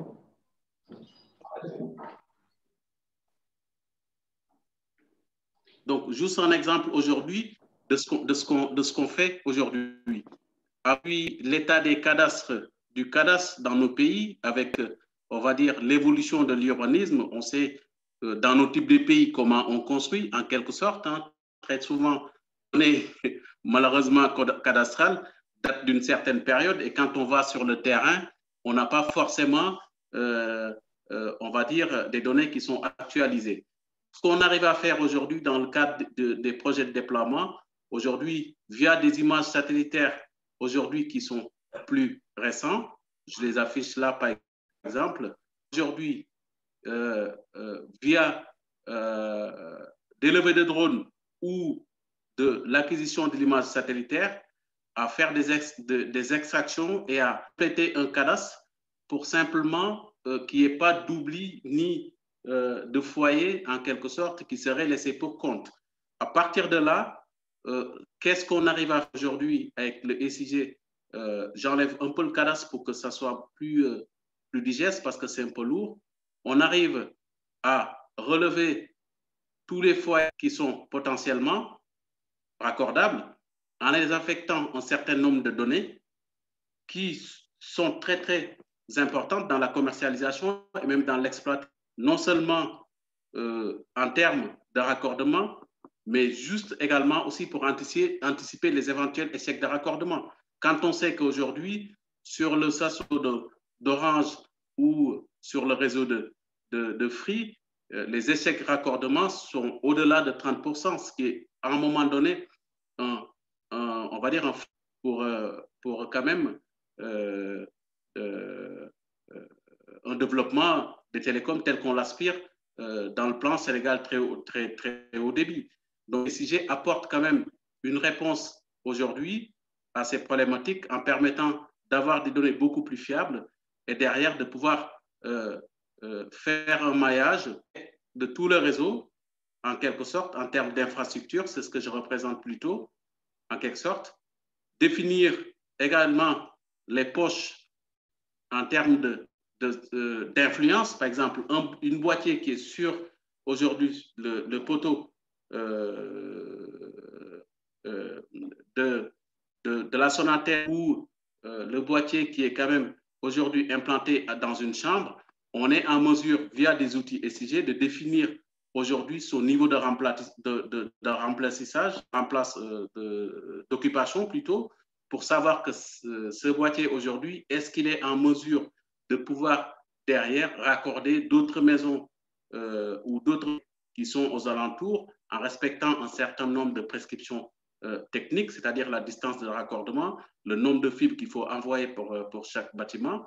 Ceci est très, très intéressant et ce qui nous permet aussi les outils aujourd'hui de la SIG, c'est aujourd'hui de pouvoir éventuellement, via des requêtes et, on va dire, des scripts, définir le niveau d'évolution de la population et de pouvoir anticiper les éventuelles réserves. Comme vous le voyez aujourd'hui, hein, quand on voit 6,565, c'est éventuellement dire il y a 6 éventuellement foyers qui peuvent être accordés. Éventuellement, avec l'évolution démographique, dans cette zone, il pourrait qu'aujourd'hui, il y a la construction des immeubles, hein, comme on a vu, hein, avec l'évolution aujourd'hui du type d'habitat. On n'est plus sur l'horizontal. Très souvent, on est plus sur la construction et l'expansion, on va dire, verticale, où on se retrouve avec des immeubles à 3-4 étages qui n'étaient pas initialement prévus. Donc, simplement, le SIG nous permet aujourd'hui, en étant dans cette on va dire, d'anticipation, de pouvoir définir les problématiques à venir et de pouvoir faire un réseau maillé de telle manière à pouvoir anticiper les problèmes et de résoudre la raccordabilité actuelle. Donc, juste un exemple aujourd'hui de ce qu'on sait faire éventuellement, sans pour autant aujourd'hui utiliser l'ensemble, j'ai envie de dire, l'ensemble des possibilités du SI, parce que, alors, la compétence, de toute façon, la CEF, le développement et de recherche, et les problématiques d'aujourd'hui, ce ne sont pas forcément les problématiques de demain. Aujourd'hui, nous, notre posture, c'est de réfléchir via les outils qui sont aussi annexes au SIG, hein, que ce soit de la géomatique ou de la géolocalisation ou du géoréférencement, anticiper sur les problèmes et proposer des solutions qui sont adaptées et qui intègrent les besoins de demain, simplement dans une logique de développement durable. Donc, simplement, ça me permet aussi de revenir à un aspect qui est quand même très, très important, c'est-à-dire la maîtrise en soi du réseau. Donc, l'exemple de M. Fall tout à l'heure est quand même assez type de ce qu'on peut voir comme problématique entre Sonatel qui déploie à droite et, on va dire, 2 ans après, qui arrive et qui déploie à gauche. Donc ça, c'est un problème aujourd'hui, pour moi, qui peut être résolu aujourd'hui à travers une réflexion commune allant un modèle centralisé qui serait un modèle qui intègre tous les réseaux souterrains, de sorte, avec aujourd'hui, on va dire, des plateformes à l'image de ce qui se passe dans d'autres pays. Hein. Je cite l'image de DIT Service qui veut, en quelque sorte, que chaque personne physique ou morale, en quelque sorte, il suffit qu'il intervienne sur l'espace public, trouve dans une obligation de devoir remonter son réseau pour que ça puisse intégrer dans une base nationale, de manière à ce que toute opération future, enfin, je veux dire, dans le futur, chaque personne qui souhaiterait, en quelque sorte, faire du réseau serait dans l'obligation de consulter cette base pour ça, d'une part, que là où il souhaite faire son réseau, qu'il n'y ait pas, en quelque sorte, du réseau déjà existant, pour ne pas venir doubler forcément dans une démarche économique et même utile, en quelque sorte, ou simplement avoir des informations sur la position d'un réseau et puis éviter les éventuels incidents. La souhaite souligner tout à l'heure Khalifa pour le cas de l'école polytechnique de Thiès. J'ai envie de dire aujourd'hui, les SIG nous donnent quand même des solutions sur les pratiques actuelles, oui, et ouvrent aussi on va dire des segments de réflexion sur les solutions de demain, en quelque sorte. Voilà un exemple aujourd'hui, oui, de ce qu'imaginer en quelque sorte de l'usage des SIG et tout ce qui est métier connexe en quelque sorte. Merci beaucoup Renaud Mendy. J'aimerais bien entendu, parce qu'on est presque à la fin du temps imparti, redonner la parole à Khalifa. S'il est toujours avec nous. Non, Khalifa. Oui, je suis bien là. Très bien, Khalifa. Peut-être un dernier mot en termes de perspective. On parlait de rêve avec Renaud Mendy il y a un instant, mais on voit que c'est plus de la réalité que du rêve finalement, parce qu'on y arrive. Aujourd'hui, à quoi est-ce qu'il faudrait s'attendre avec vous? Comme vous êtes un peu dans la description, le terme de start-up. En tout cas, Ousmane, merci. Vous m'avez donné l'opportunité de parler de ce qu'on a vécu entre le 6 et le 10 à Abidjan sur l'observation de la Terre. On a vécu en réalité le deuxième forum continental sur l'observation de la Terre avec les utilisateurs finaux. Aujourd'hui, comme je l'ai dit à l'entame de mon propos, l'Afrique ne doit plus continuer à dormir. On a déjà l'agence spatiale africaine basée au Caire. Mais aujourd'hui, le Sénégal est en train de vouloir monter son satellite à l'intermédiaire de mon collègue, l'arrêté ministériel de développement stratégique du Sénégal pour le volet géospatial. On a déjà tenu un atelier ici à Dakar avec le docteur Tidiane Ouattara de l'Union africaine. Mais je crois qu'aujourd'hui, effectivement, comme l'a dit mon frère, nous sommes sur tout à l'heure, j'ai compris son propos et j'ai été très heureux de voir sa clairvoyance et aussi sa démarche qui est entière, tout à fait entière.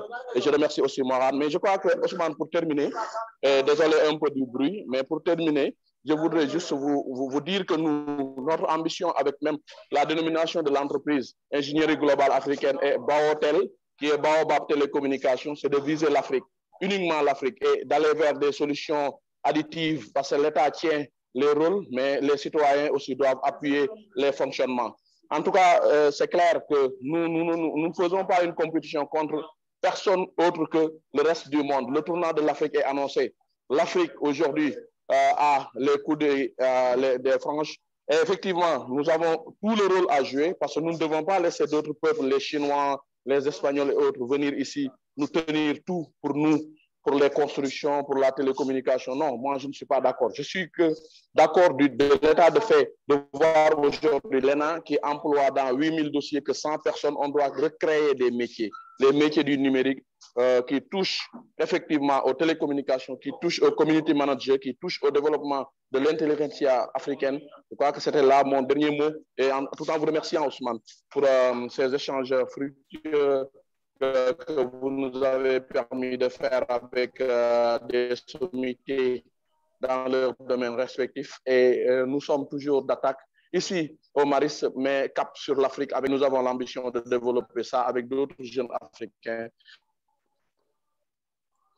Sur ce, je remercie tout le monde et à très bientôt, Inch'Allah.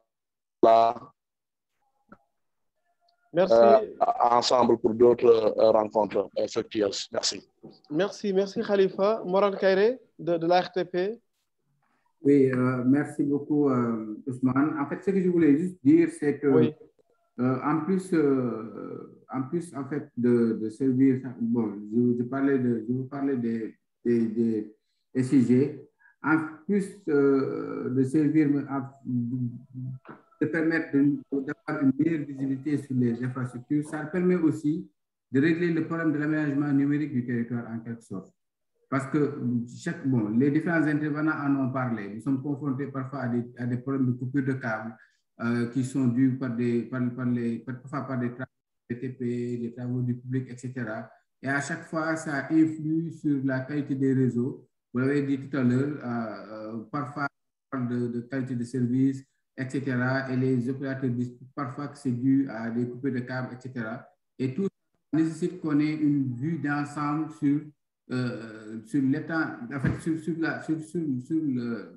le déploiement même des réseaux au niveau national. Et ça, c'est pour tous les opérateurs. L'autre chose, c'est par rapport même, tout à l'heure, la présentation qu'ont fait nos deux panélistes, j'aurais bien aimé qu'ils fassent une présentation sur un peu la modélisation des antennes.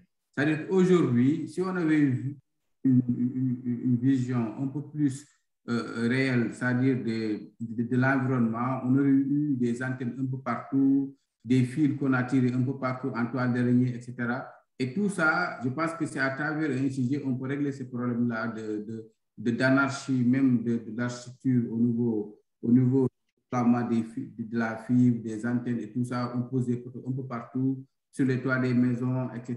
Et je pense que on pourrait avoir une meilleure visibilité sur cet état de déploiement-là. L'autre chose, c'est par rapport, parce qu'en fait, il est possible de faire de la modélisation à travers ces antennes pour voir un peu le niveau de couverture. L'autre chose, c'est par rapport à la croissance de la population parce que vous savez tous que, surtout en milieu, la population est en croissance. Donc aujourd'hui, ces équipements qui ont été déployés pendant un certain temps nécessitent parfois un reparamétrage pour permettre une bonne couverture. Tout à l'heure, vous avez parlé de qualité de service. La qualité de service, ce n'est pas seulement pour des équipements qui sont défaillants, mais aussi c'est des paramétrages. C'est-à-dire qu'aujourd'hui, on installe un équipement pour peut-être 2000, 3000 habitants, mais vu la croissance de la population, ces équipements ne parviennent plus à bien satisfaire la demande en bande passante de cette localité-là. Et la plupart du temps, nous sommes confrontés à ces problèmes-là. C'est pourquoi on dit des problèmes de service.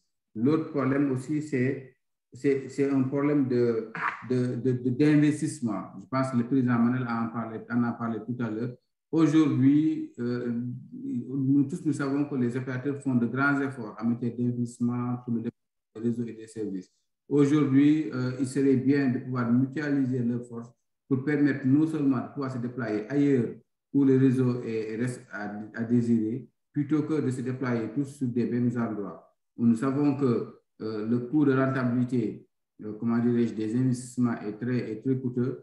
L'État fait beaucoup d'efforts déjà comment ça s'appelle, sur le fait d'enlever les taxes et tout ça. Donc, je pense que aussi, à travers la RTP, beaucoup de leviers sont en train d'être pris à travers le partage d'infrastructures, à travers, comment dirais-je, à travers, bon, le président Manuel l'a dit tout à l'heure, à travers beaucoup d'initiatives qui sont en train d'être prises pour que véritablement les gens puissent aller vers la mutualisation et aller vers un système qui permet quand même de favoriser le haut débit et l'accès pour tous.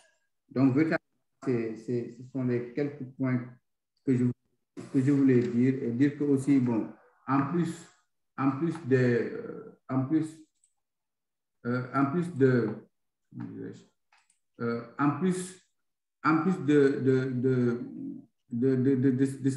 l'aménagement du territoire, on doit aussi travailler sur l'harmonisation en fait de données. Vous voyez, la plupart du temps, les différents services qui traitent sur des données utilisent des systèmes qui sont un peu différents, qui font que parfois nous avons des problèmes d'interopérabilité entre les différents services. Peut-être les données qui sont utilisées actuellement par Mendy peuvent être différentes de celles utilisées par Mohamed, etc. C'est-à-dire entre même les opérateurs, ce qui fait que finalement, nous avons un problème d'interopérabilité.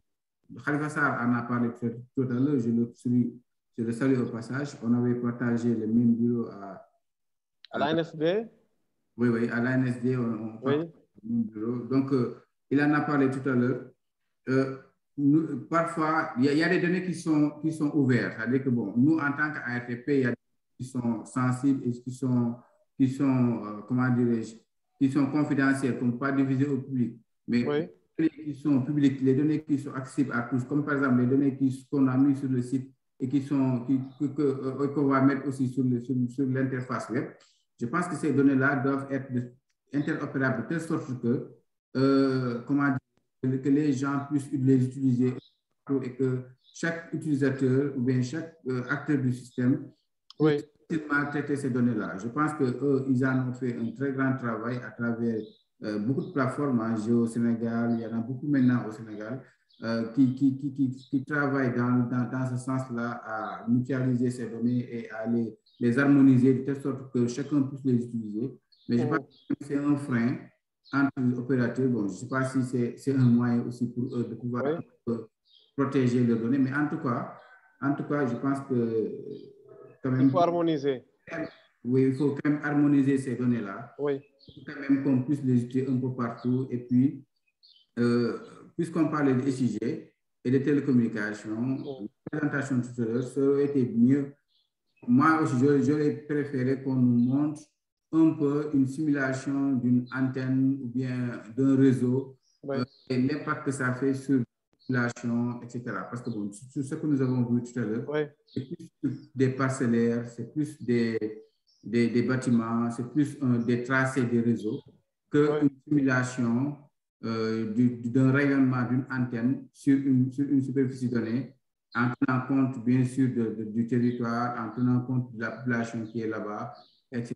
Donc, je pense que le SIG aussi, ça permet de faire ces modélisations-là et de voir aujourd'hui une antenne implantée quelque part, parce que parfois on dit qu'une zone est dite peut-être parfois blanche quand il n'y a pas, en milieu rural, quand il n'y a pas d'antenne sur 3 km, ou bien quand il n'y a pas d'infrastructure télécom sur au moins 3 km. En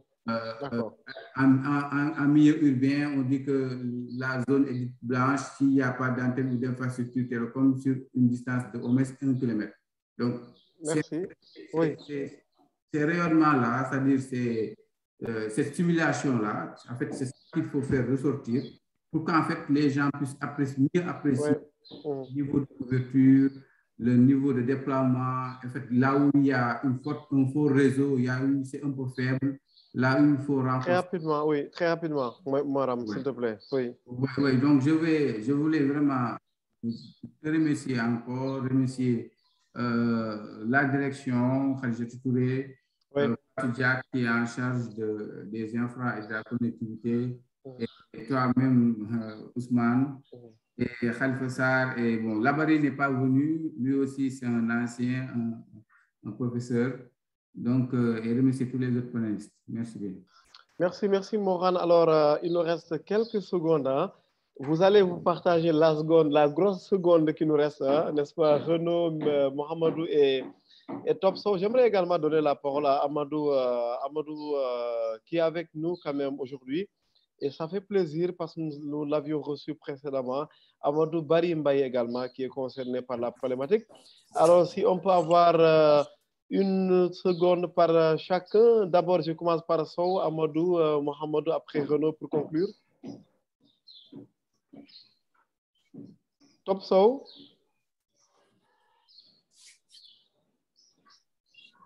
Allô? Alors, Topso qui a le micro ouvert mais qui ne parle pas. Amadou? Allô? Amadou Bari, oui, bienvenue. Allô, oui, bonsoir tout le monde, bonsoir Ousmane.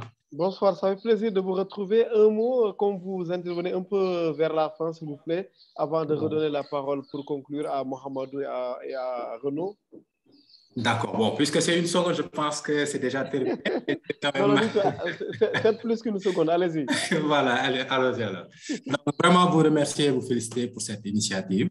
Donc, je tiens à saluer aussi M. Renaud Mendy et M. Khalifa Babacar Sarr. Bon, moi, je vais y aller, disons, par rapport à l'actualité. Oui. Durant les exposés, je pense que tout le monde a été convaincu de la nécessité de s'approprier donc les outils fabuleux que sont les SIC. Bon, aujourd'hui, on sort d'échéances électorales.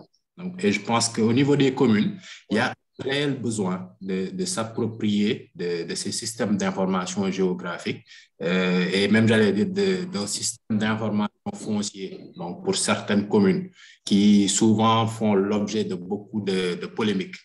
Donc, bon, nous, au niveau de Sahel Géomatique, donc, nous sommes effectivement une entreprise qui intervient à la fois dans le génie civil et la géomatique. Toutefois, nous sommes un peu plus orientés jusqu'à cette date quand même sur la partie topographie et, disons, photogrammétrie par drone. Mais sur cette partie de système d'information géographique, donc, nous intervenons principalement donc, sur la partie collecte de données. Et effectivement, donc, nous rencontrons souvent beaucoup de problèmes, donc, à savoir des problèmes d'accès aux historiques. Et ça, c'est un problème donc, sur lequel il faudrait nécessairement faire intervenir les communes. Donc, je ne sais pas, donc, au niveau de Téléphase ou bien de IGA, est-ce qu'il y a des initiatives qui ont été prises en ce sens donc pour travailler avec les communes? Donc, nous, au niveau de Sahel Géomatique, depuis cette année, donc ce nouvel an, donc, nous avons pris comme résolution d'accueillir, disons, en stage de bénévolat, quelques étudiants qui vont travailler sur des problématiques, parce que nous sommes de plus en plus convaincus que le développement donc aujourd'hui du Sénégal, passe nécessairement par le développement local. Donc, bon, sans trop retenir la parole, donc la question est de savoir aujourd'hui, est-ce qu'il y a des initiatives prises par Telephase, IGA ou bien d'autres entreprises, et bon, initiatives sur lesquelles nous sommes prêts vraiment à nous investir. Donc, en partie, naturellement, nous sommes une entreprise appelée à faire des profits, mais nous sommes quand même prêts à nous, disons, à coaliser avec ce genre d'entreprises, collaborer avec eux, que ce soit sur la partie collecte de données, donc par topographie terrestre ou bien par photogrammétrie aérienne, par drone. Merci Amadou. Alors, Renaud va répondre, mais avant, j'aimerais me tourner de nouveau vers Top Sow. C'est bon cette fois? Allô? Alors là, ça ne marche pas. Je voulais juste lui donner une dernière chance. Alors,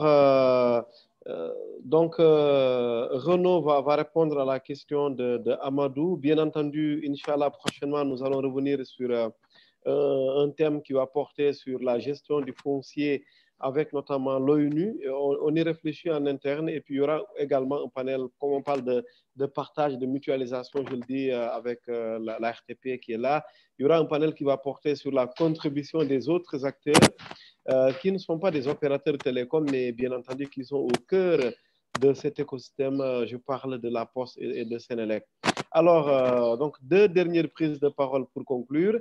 Mohamedou d'abord et puis Renaud après pour répondre globalement à toutes les questions. Mohamedou.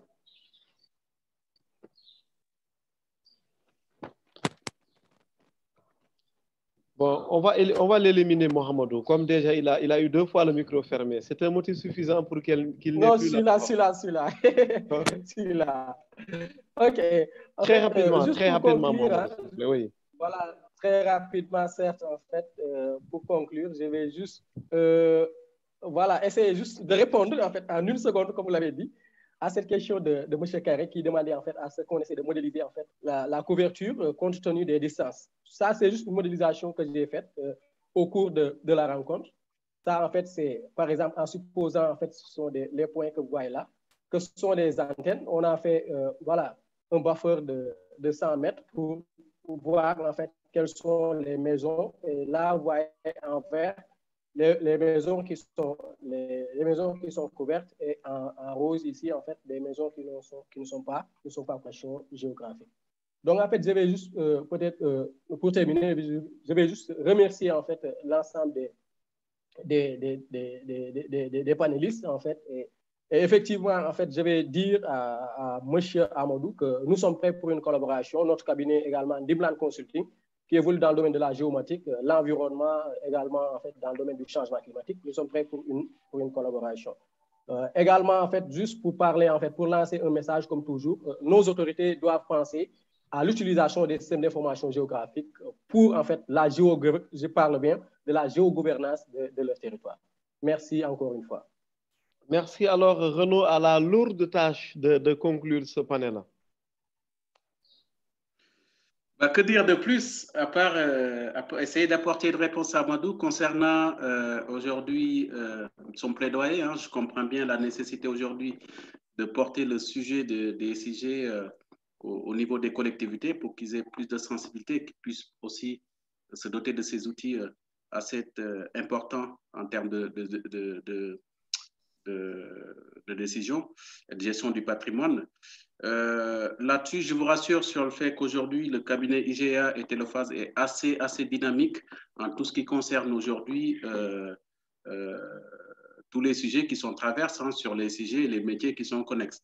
D'ailleurs, c'est dans ce sens qu'on avait de 2020, à part, bon, on a été quand même rattrapé par la pandémie, mais de 2019 et à 2020, mon très cher Khalifa, je pense que bon, il est absent, mais il aurait pu être plus à l'aise pour apporter plus d'éléments de réponse là-dessus. Mais le cabinet IGA Telephase a passé presque toute l'année à sillonner, on va dire, toutes les régions du Sénégal pour dispenser des formations aux secrétaires municipaux, juste sur des prises en main des outils géomatiques et d'autres formations qui sont liées aux problématiques liées à la gestion de l'espace territorial. Donc voilà, donc aujourd'hui, nous, c'est une activité déjà qu'on mène à travers les formations qu'on dispense, à travers aujourd'hui un certain nombre de projets cibles aujourd'hui où on est mandaté par un certain nombre de collectivités pour leur apporter un peu plus, on va dire, de compétences, hein, oui, pour qu'ils soient beaucoup plus à l'aise dans ces outils. Donc, c'est une activité déjà qu'on développe chez ISEA. Donc, pourquoi pas, dans le cadre d'une collaboration, essayer de densifier et de mutualiser un peu nos compétences et nos efforts pour quand même faire le plaidoyer nécessaire aujourd'hui pour que ces acteurs soient beaucoup plus avertis. Donc, c'était un peu la réponse là-dessus. Oui. Alors, s'agissant aujourd'hui du panel, moi, je peux me satisfaire aujourd'hui, à travers les échanges qu'on a eus, quand même d'une vision qui est quand même commune de tous les acteurs aujourd'hui qui ont partagé ce panel. Je vois que tout le monde est averti dans ce sens, tout le monde quand même comprenne la nécessité. Aujourd'hui, j'ai envie de dire, c'est une satisfaction personnelle, en quelque sorte.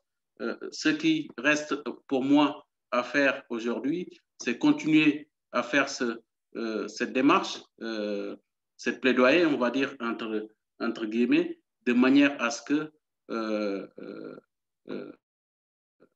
on va dire, la part des sujets aujourd'hui dans notre métier soit beaucoup plus densifiée et beaucoup plus, on va dire, fournie en termes de compétences. C'est d'ailleurs ce qui fait qu'aujourd'hui, j'en appelle aujourd'hui à tous ces acteurs aussi, de porter aussi le sujet de la formation aujourd'hui, oui, des ressources humaines, hein, en quelque sorte, puisque nous, c'est la contrainte qu'on a eue quand j'ai fait le premier retour au Sénégal. Je me suis aperçu, en quelque sorte, en termes de formation, qu'on avait beaucoup de jeunes qui étaient formés en géomatique, mais pas de la manière à être appliqués sur des métiers qui sont types. Donc, tous les profils aujourd'hui, on a 30 jeunes qui sont recrutés dans le cabinet Téléphase, qui travaillent tous les jours sur des sujets de télécom. Et Ousmane, figure-toi, oui, 2/3 des effectifs sont issus de la géomatique. C'est pour dire l'importance et l'ampleur, okay, du système d'information géographique dans les métiers des télécoms. Voilà. Ceci n'en est qu'une simple... Et voilà, en quelque sorte.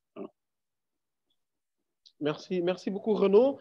Alors, Manel est tellement dans son petit coin que j'ai failli l'oublier.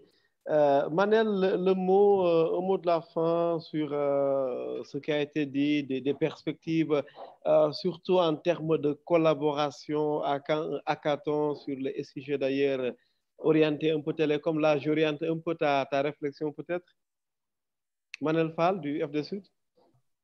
Oui, merci Ousmane. Ma connexion est visiblement instable. Il y a le fond, on va compenser un peu, voilà, les manquements des opérateurs, n'est-ce pas? On va essayer. Mais bon, pour dire qu'une partie de ton intervention m'a échappé,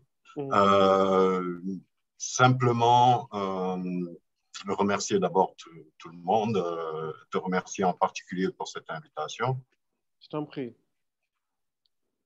Et puis, ma foi, me réjouir finalement de rencontrer autant de talents ou de compétences dans le secteur qui s'intéressent à ces problématiques et qui sont porteurs de solutions. Nous, dans notre cas, nous avons eu à nous attacher l'expertise de l'ANAT pour mener à bien nos TDR et notre appel d'offres pour le SIG. Voilà, je me ravis vraiment de rencontrer toutes ces personnes et de découvrir toute cette richesse. Et je pense qu'à l'avenir, pour les évolutions, pour les adaptations qui aura lieu à donner à cette vision que nous avons, en tout cas, du rôle important que doit jouer les SIG dans la décision par rapport au projet tel que nous avons, je pense qu'on ne manquera pas effectivement de solliciter toutes ces ressources pour qu'elles viennent en contribution par rapport à ce que nous avons envie de faire. Mais d'une manière globale, je pense qu'aujourd'hui, l'État, à travers ses différents démembrements, je parle du ministère, je parle de l'autorité de régulation, la RTP, le FD Sud et d'autres structures, a la volonté, en tout cas affichée d'aller vers un aménagement optimum et un aménagement global du territoire du point de vue numérique. Et ma foi, la contribution des SIG et des différents acteurs qui sont intervenus dans ce panel sera quelque chose d'assez important. Donc, pour dire aussi que le FD Sud est ouvert, si nous avons la possibilité d'accompagner certains projets dans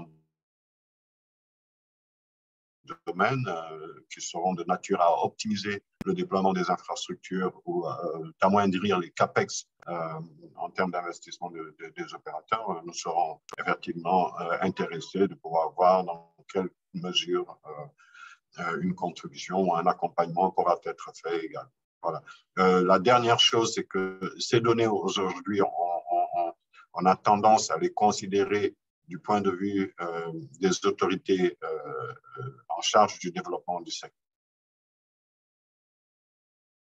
et de la régulation.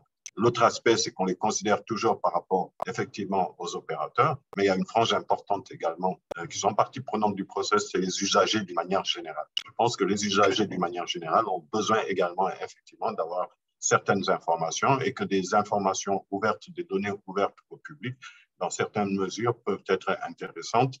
Et à ce niveau-là, je pense qu'énormément de choses restent encore à faire et cette transition numérique vers laquelle nous allons devra également s'accompagner de la mise à disposition pour les usagers d'un certain nombre d'informations et de données qui leur sont importantes. Je pense qu'une entreprise qui a besoin de s'installer et qui a besoin d'avoir accès à du haut débit a besoin de savoir où elle peut effectivement orienter son implantation. Un usager, d'une manière générale, qui déménage dans un bâtiment a besoin d'avoir une connectivité pour le développement de certaines solutions dont elle a recours, que ce soit au niveau de l'audiovisuel ou dans d'autres pans d'activité. Et je pense d'une manière générale, effectivement, que le déploiement des infrastructures de télécommunications dans notre pays doit être pensé de manière stratégique en termes d'optimisation du coût, stratégique en termes de souveraineté, stratégique en termes de gouvernance, de sécurité. Et sur toutes ces questions-là qui nous interpellent et qui nous renvoient à une part de notre mission qui est l'accès, parce que la composante accès dans le domaine du service universel est quelque chose d'important. Nous restons disponibles et ouverts. Merci beaucoup, Manel.